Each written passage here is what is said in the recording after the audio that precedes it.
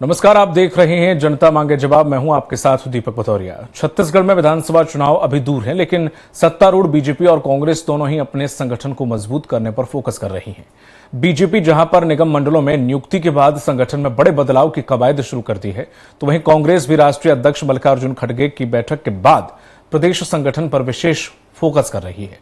एक तरफ बीजेपी प्रदेश अध्यक्ष किरण सिंहदेव के लिए संतुलित टीम का चयन चुनौती है, तो दूसरी तरफ कांग्रेस प्रदेश अध्यक्ष दीपक बैज पार्टी की भीतरी सियासत और वरिष्ठ नेताओं की नाराजगी का सामना कर रहे हैं। ऐसे में संगठन में बदलाव किसी भी दल के लिए आसान नहीं दिख रहा है। आज इसी पर चर्चा करेंगे। इसी मुद्दे पर संगठन का विस्तार, दोनों दल हैं तैयार, लेकिन पहले देख लेते हैं रिपोर्ट।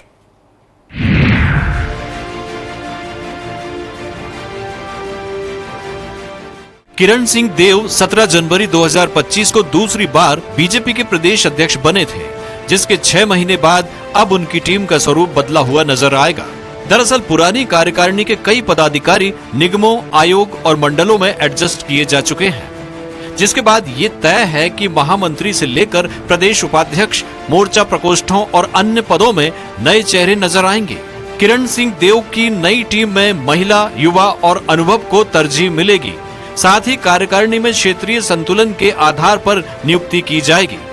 माना जा रहा है कि 20 जुलाई के पहले नई कार्यकारिणी का ऐलान हो जाएगा। नई टीम में पूर्व विधायक रजनीश सिंह, नवीन मार्कंडे, देवजी भाई पटेल, चंपा देवी पावले, मनीष पारख, रंजना साहू, जोगेश लांबा, अनुराग अग्रवाल जैसे नेताओं को काम करने का मौका मिल सकता है। हालांकि संगठन में जातीय और क्षेत्रीय संतुलन बनाना एक चुनौती रहेगी। भारतीय जनता पार्टी के नई जो प्रदेश की कार्यकारिणी का विधिवत रूप से डिक्लेरेशन होगा, मुझे लगता है कि बीजेपी के साथ में यही एक अच्छी व्यवस्था है कि लगातार वो इस दिशा में काम करती है। और चूंकि कार्यकारिणी का एक बड़ा विस्तार होता है और सभी क्षेत्र को समानुपात में सभी जाति धर्म के लोग और सबका प्रतिनिधित्व सही तरीके से हो, इसके लिए कवायद करनी पड़ती है।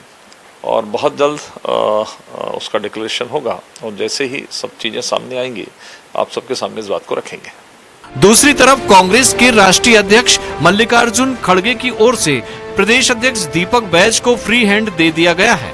खबर है कि बैज अब गुजरात, एमपी, हरियाणा के फार्मूले पर छत्तीसगढ़ में संगठन को मजबूत बनाएंगे, जिसके लिए नए जिला अध्यक्षों समेत बूथ, सेक्टर और ब्लॉक कमेटी का गठन होगा।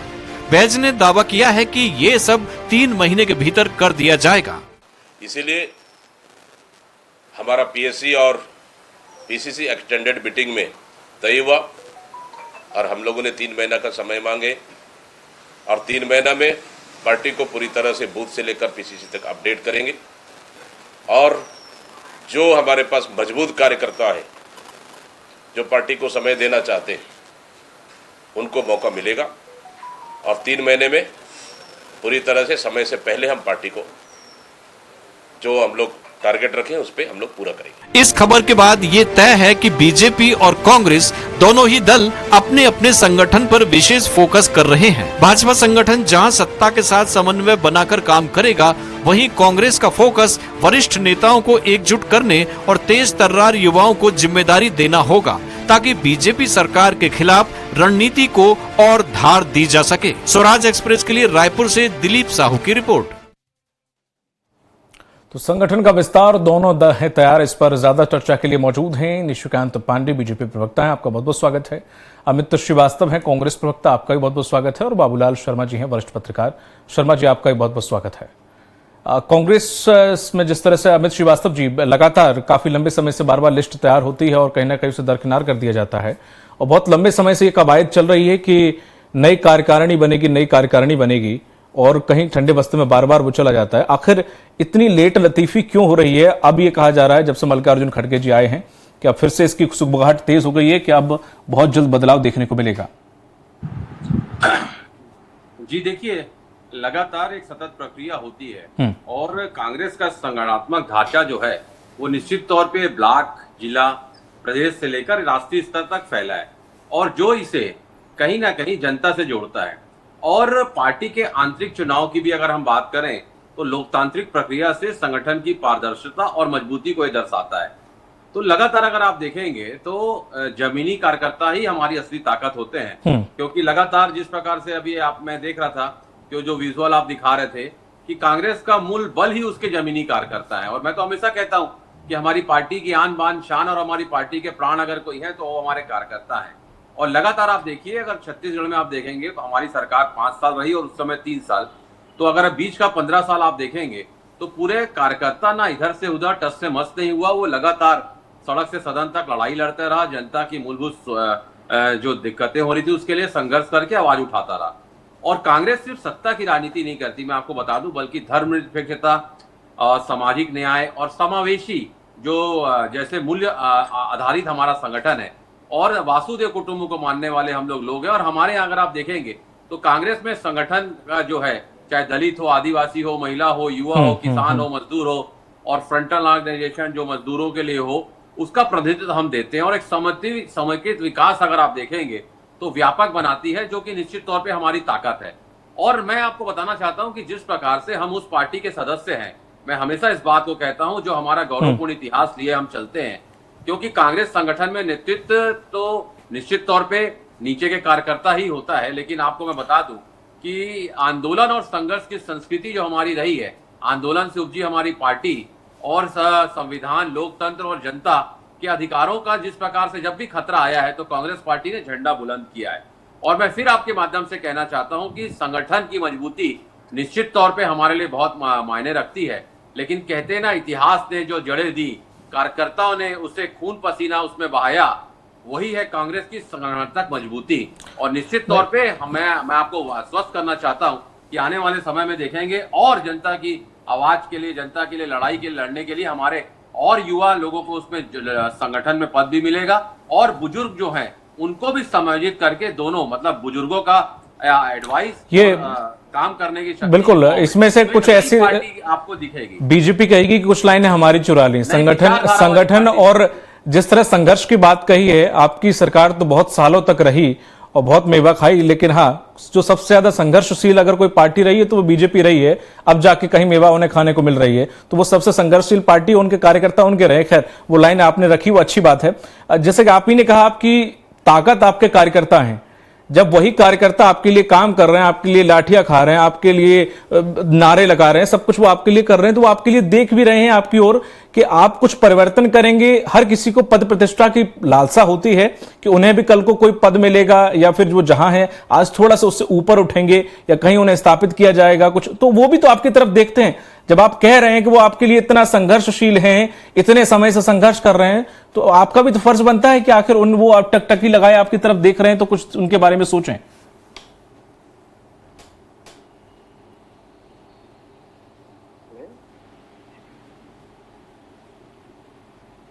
जी जी, आवाज आ रही है आपको? जी जी, आपकी आवाज दर्शकों तक पहुंच रही है सर। जी देखिए, चाहे आजादी की लड़ाई लड़नी हो, चाहे आजादी की लड़ाई से लेकर भारत के निर्माण तक, अगर आप देखेंगे एक ऐतिहासिक आंदोलन से निकला हमारा संगठन है। और मुझे गर्व है बड़ा, मुझे अपने संगठन पे बड़ा गर्व है कि मैं उस पार्टी का सदस्य हूँ जिसमें महात्मा गांधी की सत्य और अहिंसा है, इंदिरा जी की बहादुरी है, और जवाहरलाल नेहरू की वाकपटुता है, शास्त्री जी की ईमानदारी है, सरदार पटेल की बहादुरी है और राजीव जी की प्रेरणा है।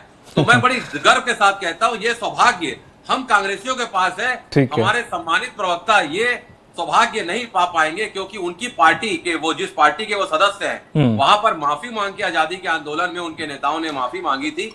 तो ये चीज तो हमेशा मैं बड़े गर्व के साथ कहता हूँ कि हम उस पार्टी के सदस्य हैं। मेरा सवाल कुछ और था, गौरवपूर्ण इतिहास है। मेरा सवाल कुछ और था। आपने कहा, एक मैं कंप्लीट कर लूं। अच्छा, अब कार्यकर्ता अगर चाहता है, मौसम बना रहे थे, कार्यकर्ता ही पार्टी की आन बान शान होता है। और कभी भी आप ये मत मानिए कि नेता बड़ा होता है। नेता कार्यकर्ता कभी छोटा नहीं होता। नेता कार्यकर्ता के कारण नेता बड़ा होता है, ये हमारे दिमाग में हमको समझना पड़ेगा। बस ठीक है, बस वही समझना है, वही तो मैं आपसे पूछना चाह रहा हूं कि वो आपने अब तक क्यों नहीं समझा। आपके, अगर मैं सही हूं तो महिला अध्यक्ष जो हैं आपकी, वो करीब 9 साल से उसी पद पर हैं, अगर मैं सही हूं तो। देखिए, अगर पार्टी को ये लगता है कि 9 साल क्यों, अगर 19 साल तक भी अगर ऐसा लगता है उसे कि वो अच्छा काम कोई कर रहा है, तो उसमें दिक्कत क्या है। और मैं आपने कहा तो मैं आपको बता दूं, मैं मतलब बाकी लोग अच्छा काम नहीं कर रहे।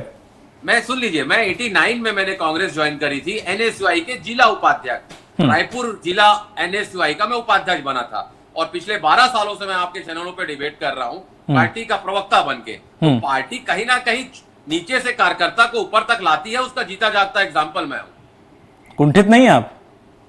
जी कुंठित नहीं है अंदर से? नहीं बिल्कुल, I am very happy with. चलिए ठीक है, बहुत अच्छी बात है। पर बाकी कार्यकर्ता तो होंगे, तो आपने अपनी बात रखी। पर हाँ ठीक है, अब अगर संगठन में बदलाव की तेज हुई है कोशिश तो बहुत अच्छी बात है, मैं इस पर और चर्चा करूंगा। निशिकांत पांडे जी, जिस तरह से आप समय समय पर बदलाव करते रहते हैं, जनवरी में भी आपने कई जिला अध्यक्षों को नियुक्त किया और उसके बाद निगम मंडलों में भी बहुत सारे पदों पर उपाध्यक्ष पदाध्यक्ष आपने व्यवस्थाएं बिठाई। उसके बाद भी जो पद खाली पड़े हैं, कार्यकर्ता उनकी तरफ देख रहे हैं कि हाँ अब संगठन में बदलाव होगा तो उन्हें कुछ जिम्मेदारी मिलेगी। तो आखिर वो कवायद कब शुरू होगी और कब तक पूरी हो पाएगी? अमित श्रीवास्तव जी को और आदरणीय बाबूलाल शर्मा जी को संदेशवाद जी। देखिए, भारतीय जनता पार्टी कार्यकर्ताओं की पार्टी है और विश्व की सबसे बड़ी पार्टी। कार्यकर्ता हमारा सबसे बड़ा ताकत है और देवतुल्य कार्यकर्ता के कारण ही 2 सीट से आज केंद्र की सरकार में और कई दर्जनों राज्यों में हमारी सरकार है, वो कार्यकर्ताओं के पुरुषार्थ के कारण। रही बात जो आपने संगठन में बदलाव की बात कही, हमने कर लिया बूथ से मंडल, मंडल से जिला, जिला से प्रदेश। अभी भी कुछ नीतियां बाकी है जो बहुत शीघ्र हो जाएंगी। जिस प्रकार से अमित श्रीवास्तव जी कह रहे थे कि हमें हमारे पास जो गौरवपूर्ण इतिहास है वो भाजपा के पास नहीं है। आप गौरवपूर्ण इतिहास कर सकते हैं, आपको गौरव होता है कि अंग्रेजों द्वारा बनाई गई पार्टी पे आपको गौरव होता है, आप कर सकते हैं गौरव। हमको गौरव नहीं करना है क्योंकि लगातार शुरुआती 2.5 दशक में लगातार आपके कांग्रेस के राष्ट्रीय अध्यक्ष अंग्रेज हुआ करते थे, लेकिन फिर भी आप गौरव करने कीजिए। लेकिन भारतीय जनता पार्टी और कांग्रेस में बेसिक डिफरेंस यही है कि कार्यकर्ता और नेतृत्वकर्ता। आपके यहाँ एक परिवार की चरण वंदना की जाती है, हमारे यहाँ पार्टी जो है परिवार के रूप में समर्पण भाव से राष्ट्र हित को सर्वोपरि रखते हुए राष्ट्र प्रथम के भाव से आगे बढ़ती है। रही बात जो ये नियुक्तियों की कही आपने, लगातार देखिए मंडल आयोग में अभी नियुक्तियां हुई, कुछ जो संगठन में थे वो मंडल आयोग में स्थान पाए हैं, तो स्थान को फिलअप करना है। तो हमारे यहाँ योग्यता के आधार पे, परिश्रम के आधार पे जो संगठन को बढ़ाने में आगे बढ़े हैं और संगठन के लगातार हर कार्य में 100% 100% दिया है, उनको तुरंत और शीघ्र मौका मिलेगा। और प्रदेश का और देश का यही भारतीय जनता पार्टी का एक प्रक्रिया है कि जो चयन होगा वो व्यक्ति के अनुसरण में पूरा पार्टी काम करता है। जैसे जिला अध्यक्ष हमारे दलत सिंह ठाकुर जी बने हैं, उनके नेतृत्व में हम रायपुर में काम कर रहे हैं। तो हमारे किरण सिंह देव जी दोबारा प्रदेश के अध्यक्ष बने हैं, उनके नेतृत्व में हम काम कर रहे हैं।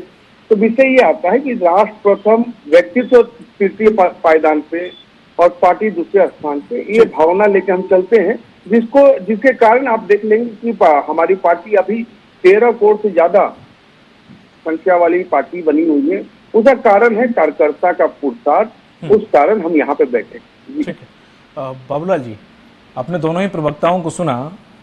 वो बात अलग है कि अमित जी थोड़ा सा मैं कुछ पूछ रहा था वो कुछ और बोल रहे थे, शायद हो सकता है कि वो उनकी शैली हो, मैं उस पर कोई सवाल नहीं उठाऊंगा। ठीक है, बीजेपी अभी चूंकि रिसेंटली समय समय पर अपने अंदर परिवर्तन करती रहती है, संगठन में बदलाव होते रहते हैं और वो जितना जल्दी हो सके कोशिश करती है कि कार्यकर्ताओं में रोष बढ़े, उससे पहले उन्हें जिम्मेदारी दे दी जाए। वहीं अगर हम कांग्रेस की बात करें तो कांग्रेस में जब मैंने सवाल पूछा कि जो महिला अध्यक्ष है वो 9 साल से, तो वो बोल रहे हैं कि वो बहुत अच्छा काम कर रही है तो हटाने की जरूरत ही नहीं। तो अगर ऐसा ही है तो फिर किसी भी बदलने की जरूरत ही नहीं है, ना तो आप बूथ, ना ब्लॉक, ना मंडल, ना जिला, ना प्रदेश, तो फिर तो बदलने की जरूरत ही नहीं। जो काम अच्छा कर रहे हैं फिर उन्हें करने दीजिए, फिर तो कार्यकारिणी में जो जहां है वो वहीं पर बैठा रहे और कार्यकारिणी चलती रहेगी। प्रवक्तागण बोले चाहे कुछ भी, वो अपनी पार्टी के पक्ष में बोलेंगे और निश्चित रूप से अपनी गलती को स्वीकार कभी करेंगे नहीं। बिल्कुल। लेकिन वास्तविकता ये है कि जो गठन है, संगठन हो चाहे सत्ता का गठन हो, बिल्कुल सही, उसमें जब पदों पर बैठाए जाने का मसला आता है तो बड़ा चुनौतीपूर्ण काम होता है। बिल्कुल सही, ये हम जानते हैं, करीब से देखते हैं, बड़ा चुनौतीपूर्ण होता है। कौन नाराज हो जाएगा, कौन खुश होगा, उसको पूरा आकलन करके जो है, ठोक बजा करके, देख के, समझ के जो है वो करना पड़ता है। उसके बावजूद भी असंतोष रह जाता है। सही। इसलिए जो है ये काम अब इतना कठिन हो चुका है पार्टियों के लिए कि बहुत सोचना समझना पड़ता है, बहुत विचार करना पड़ता है और देखना पड़ता है कि संतुलन बने, जैसा जैसा हो, कोई नाराज न हो। एक आध लोग नाराज हो जाए लेकिन न हो नाराज, इस मामले में भारतीय जनता पार्टी के मामले में एक बात जरूर कहूंगा कि भले ही कुछ असंतोष लोगों के मन में होता है, कुछ कोप भवन में चले जाते हैं, कुछ नाराज रहते हैं, लेकिन रिएक्ट नहीं करते, तत्काल रिएक्ट नहीं करते, चुपचाप सहन करते हैं और जो है समय आने पर कुछ करते हैं, हल्की हल्की अपनी झलक देते रहते हैं कि मैं नाराज हूं। बिल्कुल सही। लेकिन कांग्रेस के अंदर में जो है अगर नाराज हुए तो तत्काल रिएक्ट करते हैं, फौरन रिएक्शन होता है और उसका जो है परिणाम गंभीर भी आते हैं कभी कभी। बिल्कुल सही। तो वस्तु स्थिति यही है कि चुनौतीपूर्ण काम है, बड़ा सोच समझ करके दोनों दल कर रहे हैं। जिस तरीके से जो अभी चिंतन शिविर हुआ भारतीय जनता पार्टी का, आप देखिए उसमें क्या बातें हुई। चिंतन शिविर में ठेकेदारों पर चिंतन हुआ कि ठेकेदारों से दूर रहिए, व्यवस्थाओं से दूर रहिए, गलत व्यवस्थाओं से दूर रहिए, तब सरकार आएगी, नहीं तो सरकार आपकी नहीं आएगी। कौन बोल रहा है? राष्ट्रीय अध्यक्ष बोल रहा है भारतीय जनता पार्टी का। इसका मतलब बड़ा साफ है कि कहीं न कहीं उनको ऐसा फीडबैक दिया गया है कि यहाँ पर सब कुछ ठीक नहीं है। सही। और इसी तरह जो है संतोष जी ने भी जो बात कही कि कार्यकर्ताओं और नेताओं में और संगठन में जो तालमेल बेहतर बनाने की कोशिश होनी चाहिए। मतलब कहीं न कहीं ये भी खबर है उनको कि संगठन में और सत्ता में तालमेल की कमी है, इसलिए उन्होंने इन दोनों को समझाइश दी है। तो बड़ा साफ है कि दोनों दलों में जो है परिस्थितियां जो है एक जैसी दिख रही है, लेकिन भारतीय जनता पार्टी में थोड़ा जो है रिएक्शन कम होता है, तो तत्काल जो है कोई रिएक्शन आता नहीं है, और कांग्रेस में जो है वो बात तत्काल आती है। इसलिए कांग्रेस को ज्यादा सतर्क होकर के पदाधिकारी बनाना पड़ता है, इसलिए जो है देरी होती है। जी ठीक है। अमित जी, जिस तरह से अभी चल रहा है कि बड़े नेताओं के बीच में और प्रदेश अध्यक्ष के बीच में सब कुछ ठीक नहीं है, और ये खुलकर भी कई बार देखा गया है, आरोप प्रत्यारोप बहुत बार लगे हैं, वो कोशिश की गई है ढाक पात करके कि चीजें हाइड हो जाएं, लेकिन हुई नहीं, ये साफ तौर पर दिखता भी है। तो क्या वजह है कि अब तो ये कहा जा रहा है कि वो इंदिरा गांधी वाला मॉडल चलेगा अब जब संगठन का विस्तार होगा या फिर संगठन की नई कार्यकारिणी बनाई जाएगी, तो वो मॉडल नहीं चलेगा कि अब क्या हमारा ये रिश्तेदार है, हमारा ये सगा संबंधी है, या फिर हमारा ये चूंकि जानने पहचानने वाला, वो कुछ नहीं चलेगा, हायरार्की चलेगी ऊपर से नीचे तक, और राहुल गांधी पूरे इस पर नजर रखे हुए हैं। दीपक जी, सबसे पहले तो मैं कहना चाहता हूं, अभी आपने कहा कि अमित श्रीवास्तव जी शायद मेरी बातों को समझ नहीं पाए, तो आप प्रश्न कर लीजिए। मुझे वो आपका प्रश्न शायद सुनाई ना दिया होगा। कोई बात नहीं सर जी, आप प्रश्न कर लीजिए, मैं आपके एक नहीं 5 प्रश्नों का जवाब दूंगा। ये बहुत अच्छी बात है। अभी जो मेरा सवाल था सर कि वाकई ऐसा है क्या, जो मेरा सवाल था कि अब वो इंदिरा मॉडल का जिक्र किया जा रहा है? देखिए, दिक्कत यही है इस देश में कि अगर 11-12 साल प्रधानमंत्री लगातार रह जाते हैं तो उस पर प्रश्न नहीं उठाया जाता। लेकिन अगर मैंने ये कह दिया कि अगर वो अच्छा काम कर रहे हैं तो 9 साल क्या 19 साल भी रह सकते हैं, ये मेरा व्यक्तिगत वो था। लेकिन मैं आपके माध्यम से कह दूं कि निश्चित तौर पे जब कार्यकर्ता मेहनत करता है, मैं बाबूलाल भैया की बातों को सुन रहा था, निश्चित तौर पे जब कार्यकर्ता मेहनत करता है तो उसकी एक्सपेक्टेशन होती है, और पार्टी की नजर सब पे होती है। कौन अच्छा कर रहा है, कौन खराब कर रहा है, सभी अच्छा करते हैं। लेकिन मुझे लगता है कि इतने सारे लोग रहते हैं, किसी को मौका पहले मिल जाता है, किसी को मौका बाद में मिलता है। लेकिन आप ईमानदारी से अगर निरंतर आप मेहनत करेंगे, प्रयास करेंगे, तो एक समय संगठन भी आपकी रुचि को, आपकी ताकत को सराहेगा। और निश्चित तौर पे चाहे कोई भी संगठन हो, कांग्रेस हो, भाजपा हो। रही बात आपने कहा कि एनआरकी चलेगा क्या, तो बिल्कुल भी नहीं। मैं आपको बता दूं कि हमारे यहाँ तो सबसे ज्यादा लोकतंत्र है दीपक जी, और कांग्रेस तो हमेशा से विचारों की विविधता वाली पार्टी रही है। यहाँ संगठनात्मक अगर आप देखेंगे तो एक छतरी के नीचे, हम सब एक छतरी के नीचे चलते हैं। लोकतंत्र की असली भावना भी यही है, और संगठन की सबसे बड़ी मजबूती यही होती है कि जब पार्टी डिसाइड कर देती है तो सारे लोग उसके सामने खड़े हो जाते हैं। लेकिन मैं फिर आपके माध्यम से कहना चाहता हूं कि निश्चित तौर पे समय समय पे चिंतन मनन करके अच्छे जो युवा होते हैं उसको आगे बढ़ाना चाहिए, ताकि पार्टी में नई ऊर्जा आए, और जो हमारे बुजुर्ग वर नेता हैं उनको भी मार्गदर्शन मंडल में ही अपने साथ रखा जाए। जो सब पार्टी के लिए बोल रहा हूं मैं, क्योंकि अगर किसी पार्टी में कार्यकर्ता का सम्मान नहीं होगा, तो कहते हैं ना कि पेड़ के कटने का किस्सा नहीं होता अगर कुल्हाड़ी में लकड़ी का हिस्सा नहीं होता। तो अगर कार्यकर्ता रुष्ट होता है तो 15 साल बेमिसाल वाली सरकार को 14 सीटों में लाके छोड़ देता है। ये हमने पूर्ववर्ती बीजेपी सरकार में देखा है। तो मुझे लगता है कार्यकर्ता को सबसे ज्यादा महत्व मिलना चाहिए, क्योंकि ये कार्यकर्ता ही होता है जो सरकार बनाता है। मेरे सवाल का उत्तर नहीं मिला अभी तक। वैसे बताइए आप प्लीज। मेरा सवाल था कि जिस तरह से अब जो कवायद हो रही है, जब से मल्लिकार्जुन खड़गे जी आए हैं, कि राहुल गांधी सिर्फ छत्तीसगढ़ ही नहीं बाकी राज्यों में भी हर कार्यकारिणी पर नजर रखे हुए हैं, क्या वो सब नहीं चलेगा जो पहले चलता था? तो अब यह किया वाकई ये सब कुछ हो रहा है, ऐसे ही हो रहा है कि पर्यवेक्षक आ रहे हैं, लिस्ट भेजी जा रही है दिल्ली, वहां से पूरा चयन हो रहा है, बिल्कुल हायरार्की और सिस्टम और डिसिप्लिन के साथ अब वो सब कुछ हो रहा है जो पहले नहीं हो रहा था? Exactly, you are 100% right. Now the situation is totally different in Congress. अगर आप देखेंगे दीपक जी, तो नीचे से नाम पहले भी जाते थे, लेकिन अब पर्यवेक्षक आ रहे हैं। अब बिल्कुल सही। अब पर्यवेक्षक के सामने कोई भी अपनी दावेदारी पेश कर सकता है, उनके बीच में वो सेलेक्ट करेंगे, वो सारे नाम अब दिल्ली जाएंगे, उनका रिकॉर्ड होगा, और फिर उसके बाद चर्चा के उपरांत उनका इंटरव्यू होने के बाद मैं आपको बता दूं कि 2008 में राहुल गांधी जी ने युवक कांग्रेस में टैलेंट हंट करवाया था, और मैं आपको बताते हुए मुझे बड़ी खुशी हो रही है कि उस टैलेंट हंट में मेरा सिलेक्शन यूथ कांग्रेस पदाधिकारी के रूप में हुआ था। तो मैं जानता हूं कि उस टैलेंट हंट में क्या होता है। आपसे कांग्रेस का इतिहास पूछा जाता है, आपके विचार जाने जाते हैं, अब पूछा जाता है कि आप संगठन को और मजबूती कैसे प्रदान करेंगे, आपकी आइडियोलॉजी क्या है, और सारा कि आप अगर संगठन में आपको प्रभारी बना के दूसरे जिलों में भेजा जाता है तो आप कांग्रेस के लिए क्या कर सकते हैं। तो इन सारे सवालों का मैंने 1.5 घंटे तक जवाब दिया था यहाँ पर, उसके बाद बिलासपुर, और हमारा नाम फिर दिल्ली जाके फाइनल हुआ था। तो पूरा प्रोसेस से हम गुजरे थे, इसलिए उस प्रोसेस को मैं बड़ी बात ही जानता हूँ। तो कम से कम मैं आपको बताना चाहता हूँ कि वो नीचे से जो नाम जाएगा, सारे लोगों को भी मौका मिलेगा। हो सकता है कि पूर्ववर्ती के समय नहीं मिलता हो या मिलता हो, लेकिन मुझे लगता है हम लोग पॉजिटिव लोग हैं। अगर हम संगठन में काम कर रहे हैं तो ये सबके लिए एक अवसर है कि जो जिसमें मादा हो, जिसमें ताकत हो, जिसको संगठन को और मजबूती प्रदान करने की जो सोचता हो, वो निश्चित तौर पे अपना बायोडाटा देके इंटरव्यू दे और बड़े जिम्मेदारी के साथ वो आगे आए। वो जनता उसे स्वीकार करेगी, संगठन के लोग उसे स्वीकार करेंगे। ठीक है, ठीक है। निशिकांत जी, जिस तरह से जब से दोबारा जो अध्यक्ष हैं किरण सिंह देव जी, जब उनका दोबारा राउंड शुरू हुआ, लोगों को उम्मीद थी, जो कार्यकर्ता उम्मीद लगाए बैठे थे कि जैसे ही प्रदेश अध्यक्ष का जो अगर दूसरा चेंज होता है या फिर उन्हें दोबारा रिपीट किया जाता है, वैसी कार्यकारिणी का बदलाव, उससे तकरीबन 5 से 6 महीने बीत गए हैं उन्हें बने हुए अध्यक्ष। उसके बाद कहा जा रहा है कई सीटों पर जिला अध्यक्षों के लिए 2-2, 3-3 नाम में संघर्ष हो रहा है, लिस्ट बनाने में बड़ी तकलीफ आ रही है, कुछ ऐसे हालात बन रहे हैं? दीपक जी, जब आपकी पार्टी सबसे बड़ी कार्यकर्ताओं की पार्टी है तो कहीं ना कहीं योग्यता, अनुभव और क्षमता के आधार पर सिलेक्शन करना होता है, तो कहीं ना कहीं बात रहती है। लेकिन जिस प्रकार से हमारे मित्र बड़े भाई बात कह रहे थे कि एक छाता के नीचे सभी हैं, लेकिन हर कोई के पास एक छाता है, ये नहीं बता पा रहे कांग्रेस पार्टी। सभी नेता अपना अपना छाता लेके घूमते हैं, उसमें 8-8, 10 लोगों की टीम है। भारतीय जनता पार्टी और कांग्रेस में बेसिक डिफरेंस की बात करें हम, तो कांग्रेस जब से चली है और आज जहां पहुंची है उसमें A to Z अल्फाबेट से टुकड़े आप देख सकते हैं। चाहे इंदिरा आई से शुरू करेंगे तो जोगी कांग्रेस तक यहाँ आपको देखने को मिलेगी, क्योंकि वहां व्यक्तित्व का अपना स्वार्थ जो है सबसे ऊपर है और बाकी सारी पार्टी और व्यक्ति।